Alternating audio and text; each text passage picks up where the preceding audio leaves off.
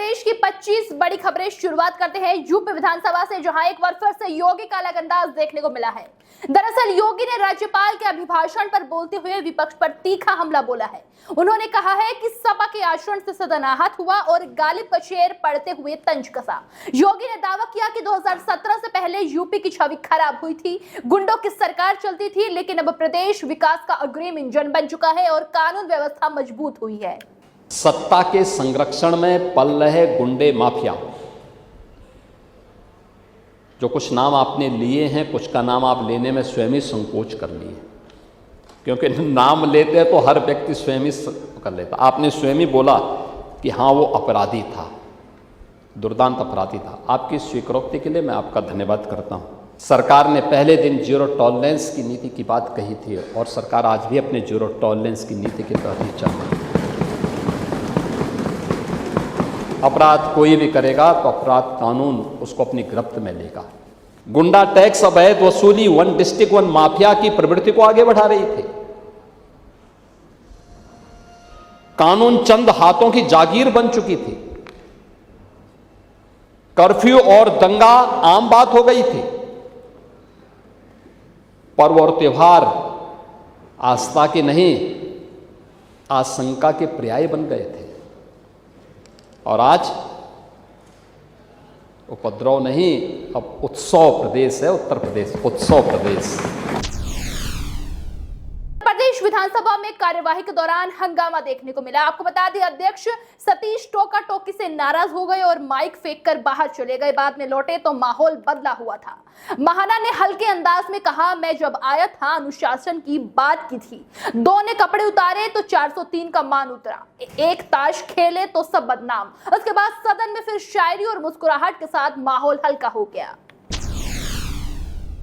लखनऊ विधानसभा में उस समय असामान्य स्थिति बन गई जब अध्यक्ष सतीश महाना नाराज होकर सदन की कार्यवाही छोड़कर बाहर चले गए। बताया जा रहा है कि सत्ता पक्ष की लगातार टोका टोकी से वे खफा हो गए और करीब 10 मिनट तक सदन में नहीं लौटे। इस दौरान रागिनी सोनकर और सुरेश खन्ना के बीच भी तीखी नोकझोंक हुई। घटना से सदन की कार्यवाही कुछ समय के लिए प्रभावित रही। यूपी विधानसभा में अब्बास अंसारी को पहली बार बोलने का मौका मिला। करीब 5 मिनट बोलने के बाद स्पीकर ने उन्हें समय का ध्यान रखने के लिए कहा। इस पर अब्बास ने कहा कि 4 साल में पहली बार बोलने का मौका मिला है, इसलिए उनकी स्थिति समझी जाए। उन्होंने ये भी कहा कि उन्हें नहीं पता आगे फिर कब बोलने का मौका मिलेगा। उनके इस बयान के बाद सदन में कुछ देर तक चर्चा का माहौल बना रहा। यूपी की सियासत में बहुत बड़ा बदलाव देखने को मिल सकता है। जी हां, बसपा के वरिष्ठ नेता नसीमुद्दीन सिद्दीकी के सपा में शामिल होने की चर्चाएं तेज हो गई है। उन्होंने पिछले महीने कांग्रेस से इस्तीफा दिया था। बसपा सरकार के दौर में वो पार्टी में नंबर 2 की अहम भूमिका में माने जाते थे। उस समय इंद्रजीत सरोज और स्वामी प्रसाद मौर्य जैसे नेता भी प्रमुख चेहरों में शामिल थे। उनके नए कदम से राजनीतिक समीकरण बदल सकते हैं। यूपी में पंचायत चुनाव 2026 समय पर होंगे या नहीं, इस पर सवाल खड़े हो गए हैं। आपको बता दें, सरकार ने हाईकोर्ट को बताया है कि चुनाव से पहले समर्पित पिछड़ा वर्ग आयोग बनाया जाएगा। आयोग की रिपोर्ट और सर्वे के आधार पर ही ओबीसी आरक्षण तय होगा। इस प्रक्रिया में समय लग सकता है, जिससे चुनाव कार्यक्रम प्रभावित होने की पूरी आशंका है। हालांकि सरकार ने भरोसा दिलाया है कि चुनाव कानून के मुताबिक ही कराए जाएंगे।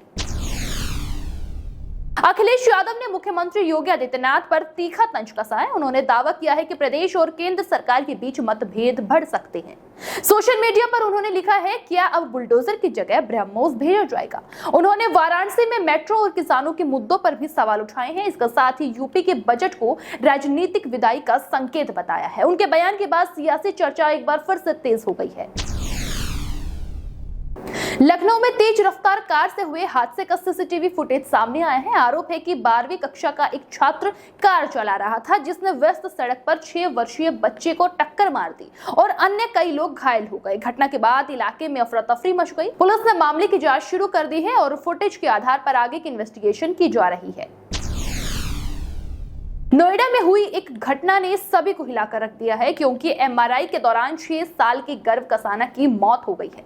परिवार का आरोप है कि डॉक्टर ने एनेस्थीसिया की ज्यादा मात्रा उसे दे दी, जिससे उसकी हालत बिगड़ गई। घटना के बाद परिजनों ने सवाल उठाए हैं। पुलिस और प्रशासन ने हेल्थ केयर सेंटर को सील कर दिया है। मामले की जांच जारी है। फिरोजाबाद में तैनात चर्चित पीपीएस अधिकारी अनुज चौधरी एक बार फिर से चर्चाओं में आ गए हैं। इस बार उन्होंने चेक बाउंस मामले में जेल में बंद अभिनेता राजपाल यादव की आर्थिक मदद कर सुर्खियां बटोर दी है। आपको बता दें, अनुज चौधरी ने सोशल मीडिया पर जानकारी शेयर करते हुए 51,000 रुपए सहायता देने की बात कही है। राजपाल यादव फिलहाल दिल्ली की तिहाड़ जेल में बंद है। इस मामले में कई अन्य हस्तियां भी मदद के लिए आगे आई हैं। मुजफ्फरनगर में वैलेंटाइन डे से पहले एक संगठन ने लठ पूजन कार्यक्रम किया, जिससे माहौल गर्मा गया। आपको बता दें, कार्यक्रम के दौरान कुछ कड़े बयान भी दिए गए हैं और होटल रेस्टोरेंट संचालकों और कपल्स को चेतावनी दी गई है। इस घटनाक्रम का वीडियो सोशल मीडिया पर तेजी से वायरल हो रहा है। प्रशासन की नजर पूरे मामले पर बनी हुई है और सुरक्षा व्यवस्था को लेकर सतर्कता बरती जा रही है। और रेया की युवती का मामला एक बार फिर से चर्चाओं में आ गया है। बताया जा रहा है कि वो घर से जाते समय अपने कमरे में चूड़ियां और गले की माला छोड़कर चली गई थी। अब खबर है कि उसने गांव के ही सतनाम नाम की युवक से विवाह कर लिया है। युवती का कहना है कि यदि उसके ससुराल पक्ष को कोई नुकसान होता है तो उसके मायके वाले जिम्मेदार होंगे। इस पूरी घटनाक्रम से इलाके में तरह तरह की चर्चाएं तेज हो गई है। झांसी के लहरगिर्द इलाके में बड़ी चोरी से हड़कंप मच गई है। आपको बता दें, सिपरी बाजार क्षेत्र में ठेकेदार जितेंद्र कुमार गौतम के घर चोरी ने करीब 20 लाख रुपए से ज्यादा का सामान पार कर दिया है। 4,35,000 नगद के साथ सोने चांदी के आभूषण भी चोरी हो गए हैं। परिवार शादी समारोह में गया था और लौटने पर टूटे ताले और बिखरा सामान देखकर सब सन्न रह गए। पुलिस मामले की जांच कर रही है।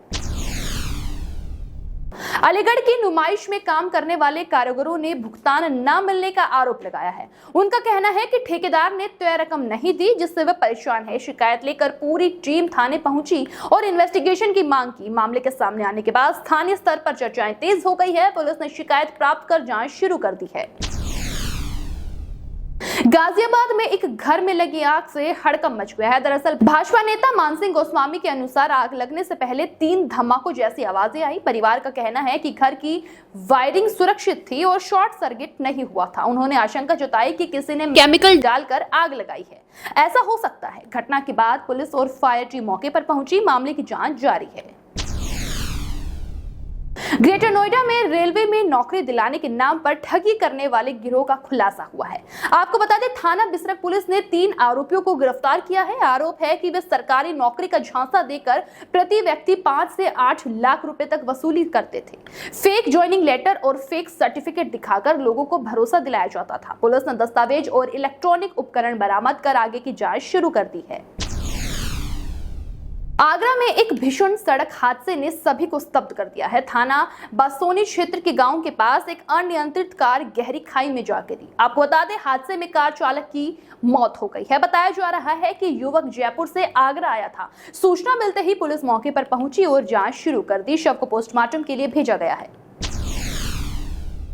गाजियाबाद के वैशाली स्थित एक होटल में सामने आए देह व्यापार मामले में बड़ी इन्वेस्टिगेशन हुई है। डीसीपी ने बीट एसआई अनुज लिंक, बीपीओ ओमवीर और एक अन्य दरोगा को निलंबित कर दिया है। आपको बता दें, छापेमारी के दौरान होटल से 11 युवतियां मिली थी और होटल प्रबंधक समेत 3 लोगों को गिरफ्तार किया गया था। पुलिस ने मादक पदार्थ भी बरामद किए हैं। कुछ आरोपी अभी भी फरार बताए जा रहे हैं। अलीगढ़ नुमाइश में नकली नोट चलाने का मामला सामने आया है। दुकानदारों ने 200 रुपए के कई संदिग्ध नोट पकड़े और एक युवक को मौके पर ही रोक लिया। बताया जा रहा है कि नोट एक ही सीरीज के थे। पकड़े गए युवक को पुलिस के हवाले कर दिया गया है, जबकि उसके कुछ साथी फिलहाल फरार बताए जा रहे हैं। युवक की पहचान नोएडा निवासी कासिम के रूप में हुई है। पुलिस मामले की जांच कर रही है। कानपुर के किदवई नगर क्षेत्र में एक परिवार पर हमले की घटना से हड़कंप मच गया है। दरअसल बाजार में कथित बदसलूकी को लेकर विवाद हुआ, जिसके बाद धारदार हथियार से हमला किए जाने का आरोप है।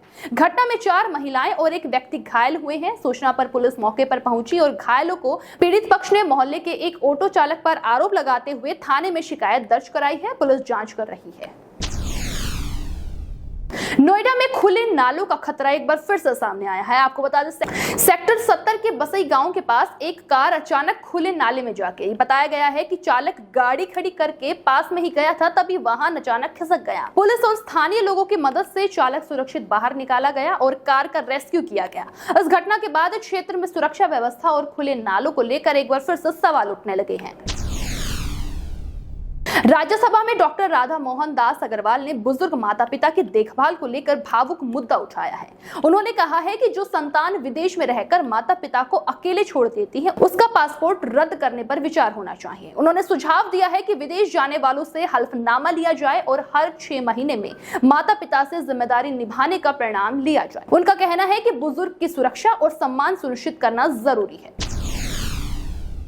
टीम इंडिया ने T20 वर्ल्ड कप 2026 में नामीबिया को 93 रन से हराकर लगातार दूसरी जीत दर्ज की है। मैच के बाद कप्तान सूर्य कुमार यादव ने ईशान किशन और संजू की शानदार शुरुआत की सराहना की है। उन्होंने कहा है कि पिच आसान नहीं थी, फिर भी टीम ने अंत में मजबूती फिनिश किया।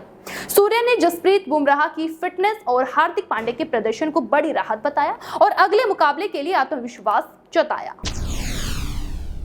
T20 वर्ल्ड कप 2026 में पाकिस्तान से मुकाबले से पहले सुनील गावस्कर ने टीम इंडिया की एक चिंता गहराई। उनका कहना है कि अभिषेक शर्मा पूरी तरह फिट नहीं है और अगर वे खेलते हैं तो संजू सैमसन पर जिम्मेदारी बढ़ेगी। नामीबिया के खिलाफ संजू 22 रन पर आउट हुए थे, जिस पर गावस्कर ने सवाल उठाए हैं। हालांकि उन्होंने ईशान किशन और हार्दिक पांड्या के प्रदर्शन की जमकर सराहना की। दिल्ली के अरुण जेटली स्टेडियम में नामीबिया पर 93 रन की जीत के बाद संजू सैमसन चर्चाओं में हैं। अभिषेक शर्मा के अनफिट होने पर उन्हें मौका मिला, लेकिन वे 8 गेंद में 22 रन बनाकर बड़ी पारी नहीं खेल सके। फिर भी उन्होंने अनोखा रिकॉर्ड बनाया। 31 साल 93 दिन की उम्र में T20 वर्ल्ड कप डेब्यू कर वे भारत के दूसरे सबसे उम्रदराज डेब्यू खिलाड़ी बने। अब उनकी जगह को लेकर एक बार फिर से चर्चाएं तेज हो गई है।